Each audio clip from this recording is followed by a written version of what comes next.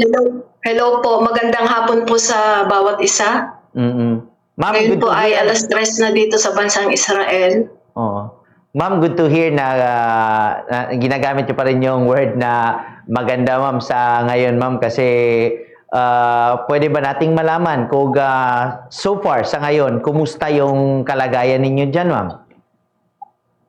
Yes po, kaninang umaga po ay nag-start na po yung giyera, 8 o'clock ng umaga, maagang maaga. So masasabi ko po na maganda pa rin dahil nakita po namin na halos sunod-sunod po yung rocket ay safe pa rin po kami dito sa bansang Israel at yun nga po, nagsimula na talaga ulit yung giyera.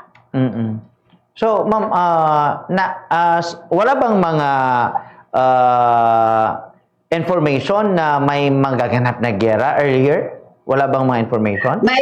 Mayroon po kasi kami po ay talagang updated naman. Nanonood kami ng employer ko lagi ng TV, balita. At the same time dito po sa social media ay talagang napakarami na ilang beses po na nagbigay po ng warning si President Trump na kailangang isuko na ng Iran yung kanilang nuclear weapon, pero talagang matigas po yung pong pangulo ng Iran. So ngayon po nagbigay po siya ulit ng warning noong nakaraang araw hanggang kaninang umaga nga po ay walang nangyari na maayos na pag-uusap at nagsimula na po yung siren kaninang 8:00 ng umaga dito sa bansang Israel at talagang ito na talaga yung hudyat. Sabi namin, ito na naman yung hudyat na mayroon na namang gera. Kasi pag meron pong ganitong siren na talagang lahat po buong Israel, buong Israel po talagang ito na yung simula ulit. Sabi namin, kaya nga po kagabi pa, noong may warning na ng mga dang araw, nakasara na po yung bomb shelter namin dito sa bahay. Para anytime po na mayroon pong bomba, hindi na po kami mararatal na magsara kasi napakabigat po nung bakal na isasara. So, pero ma'am, kung magpapakawala yung Iran ng missile, may info na kayo na nagpakawala sila. Mga ilang oras bago maramdaman dyan or aabot dyan sa Israel? Ay, hindi ko po alam yung detalye. Opo. Pero kaninang mga umaga, sabi po nung pamangkin ko, kasi hindi ko masyadong maintindihan yung Hebrew balita. Sabi po niya ay mukhang galing sa North Lebanon or somewhere. Hindi po mismo sa Qatar galing yung hindi po mismo galing sa Iran yung bomba na mga pumapasok, pero hindi po ako updated kung meron na talagang galing ng Iran, pero yung balita po ay ang tinira po ng Iran ay yung mga ibang bansa tulad ng Qatar, Bahrain. Ito po yung mga tinira niya So hindi ko po sure kung saan galing na, kung talagang galing na sa Iran yung mga bomba na dumating kanina. Pero may mga pumasok na rin po kasi missiles, yung mga meron pong mga 35 na yata na mga pumasok. Yun po yung huling narinig kong balita kanina. At may mga dito po sa area ng Haifa, kasi dito yung working place ko, mayroon pong 4 na area na yung pong hindi po yung totally na yung missiles, yung lang po yung part ng missiles na na-intercept po sa kalawakan, yun yung bumagsak sa mayroon pong bahay, pero ang pinapasalamat po namin sa Diyos, milagro, wala pong tao doon sa bahay na yon. Opo, wala pa naman pong nababalita na na mga taong natamaan. So yun po. Pero at least, ma'am, sabi mo nga kanina, parang feel safe pa rin kayo as of this time dyan. Opo. Masasabi ko na safe pa rin po kami dahil talagang naka-ready po ang bansang Israel para intercept po yung mga missiles, mga rocket. Yes po, ng kalaban. Pero hindi Kaya naman apektado. kahit sunod-sunod po kanina sunod-sunod kanina mula 8:00 hanggang 12:00 ng tanghali, sunod-sunod po yung pagtunog ng cellphone namin at the same time yung siren kasi dito sa area namin malapit yung mga pagsabog, pero salamat naman po sa Diyos, dito mismo sa banda ng building namin ay wala pa naman po dito sa pinakamalapit, pero talagang dinig na dinig mo po yung mga malalakas na pagsabog. Pero Opo. yung trabaho nyo po hindi naman apektado sa tensyon ngayon? Hindi po kasi nandito naman po kami sa loob ng bahay. Oo. Basta nandito po kami sa loob ng bahay ng employer po namin kasi live-in po kami. Safe po kami dito. Opo, hindi po apektado yung aming trabaho. At hindi rin po apektado yung aming sweldo. Kaya salamat po sa Diyos. Oo.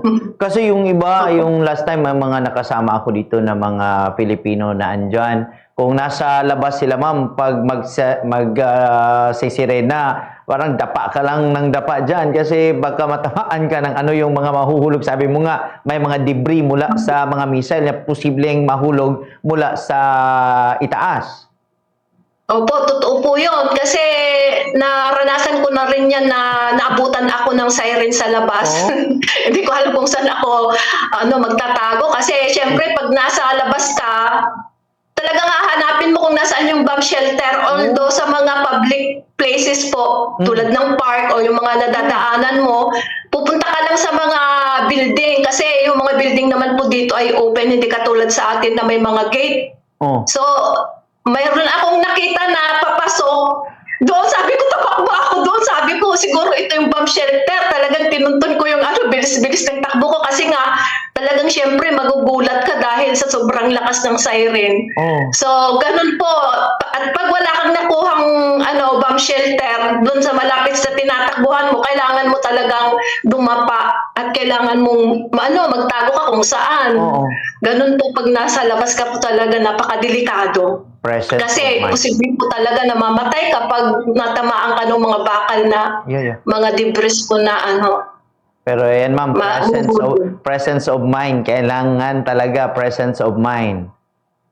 Opo, totoo po yan. Tsaka dapat lagi kang may dalang cellphone para pag bilis na tumunog, talagang tatakbo ka na. Hindi pwede yung mabagal-bagal. Ang kagandahan nga po dito, halimbawa, nasa market ka, nasa palengke or nasa mall, may mga may mga bomb shelter ka pong matatakbuhan.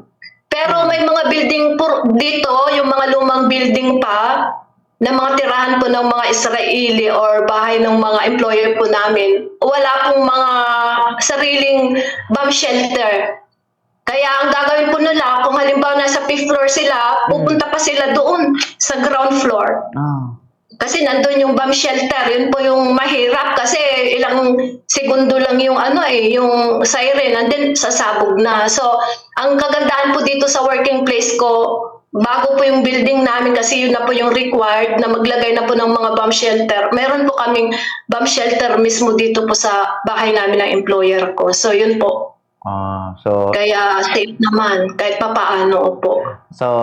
Pero ma'am, sa part naman ng mga families niyo po, paano niyo sila pinapakalma dito sa Pilipinas pag may ganitong mga pangyayari dyan, ma'am?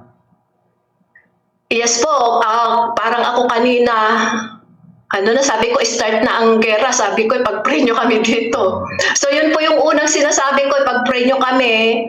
At the same time, sinasabihan ko rin sila na huwag kayong mag-alala kasi merong Iron Dome, merong mga panangga ang bansang Israel sa mga rocket or sa mga missiles. Sabi ko, at the same time, meron kaming bomb shelter dito sa bahay namin ng employer ko. Pero ang sabi po ng anak ng employer ko, kahit meron tayong bomb shelter dito, pag direkta na bumagsak yung missile, buong building mawawasak. Pero yung rocket, kayang-kaya nitong protectionan, pero pag missile po talaga, kaya nga po yun yung talagang ipinagpipray namin na wag. Kumbaga, na-intercept na po sa taas, yung na lang, mga debris na lang yung pwedeng bumagsak, ganon. Pero yun nga po, delikado pa rin. Kaya kailangan po talaga ng prayer, panalangin, milagro mula sa Panginoon para safe pa rin po kami. Opo. So, yan lang. Ma'am, maraming salamat talaga ma'am ha sa pagbibigay nag-update kung ano yung mga pangyayari ninyo diyan, especially sa inyo diyan sa Israel. Pero noon pa yung ating mga kababayan diyan pag amin sila makakasama po ma'am, they believe na kayang-kaya din ng Israel na proteksyonan kasi matagal na daw silang inaatake diyan. So far, Opo. nakakaya Totoo po. naman, 'di ba? Opo, kasi ako 10 years na ako dito, 16 years na ako. Ito, at marami na rin po akong naranasan na gera. Oh. Pero kakaiba po ngayon kasi ballistic missile na eh. Oh.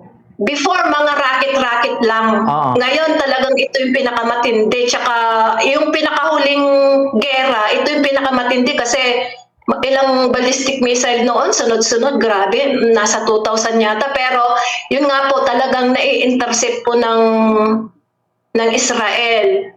Kung hindi po, talagang sigurado patay na yung mga dito. Pero syempre yung pangako ng Diyos na poproteksyonan po niya ang bansang Israel. Kaya yun po, tiwala po kami. Hindi po kami masyadong natatakot na baka mapatay tayo dito.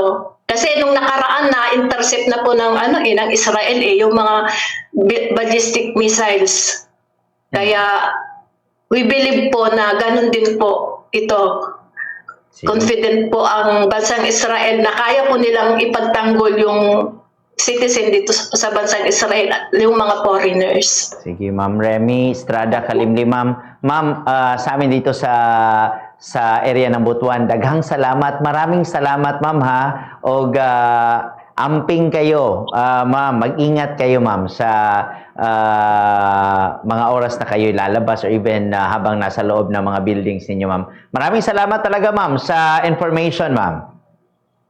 Thank you po. Si Ma'am Remy Kalimlim, mga kabombo, gikan sa Israel.